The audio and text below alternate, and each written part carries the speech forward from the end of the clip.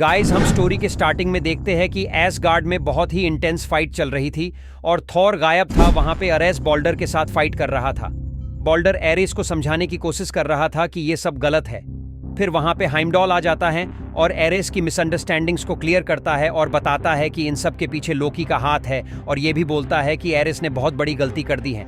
फिर एरिस शांत हो जाता है और फिर असगार्ड की तरफ देखता है। तब उसे सिर्फ धुआं, आग, डिस्ट्रक्शन और मैडनेस दिखाई देती है।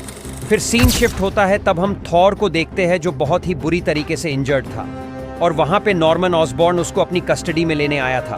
बट तभी कोई उन पर एक मिसाइल से अटैक कर देता है। बेसिकली वो थॉर को बचाने आई थी, और वो थी मारिया हिल। डार्क एवेंजर्स पहले अटैक को सरवाइव कर ही रहे थे कि मारिया हिल उन पर एक और मिसाइल लॉन्च कर देती है।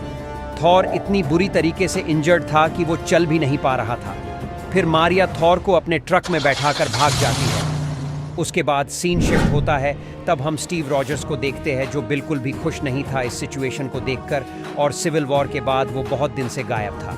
फिर बचे हुए एवेंजर्स के साथ वो इस सिचुएशन को हैंडल करने की प्लानिंग्स को स्टार्ट कर देता है। फिर से सीन शिफ्ट होता है और हम नॉर्मन ऑसबॉर्न को देखते हैं जो अपनी टीम के साथ असगार्ड में आया था, लेकिन गुस्से में एरिस उन पर अटैक कर देता है क्योंकि नॉर्मन ने ही उसका माइंड मैनिपुलेट किया था।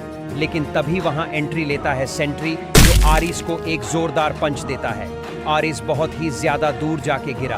आरिस बोलता है कि ये मैंने तुमसे एक्सपेक्ट नहीं किया, मुझे लगा था कि हम दोनों दोस्त हैं। फिर वो दोनों आमने सामने थे। फिर सेंट्री उसका गला पकड़ के नीचे फेंक देता है और फिर अपनी हीट विजन से अटैक करता है, लेकिन उससे बचकर एरिस सेंट्री के पीछे से अपनी एक्स से अटैक करता है, लेकिन सेंट्री उसको पकड़ लेता है और फिर बीच में से उसकी बॉडी को चीर देता है। फिर हम अवेंजर्स को देखते हैं जो असगार्ड में जाने की तैयारी कर रहे थे।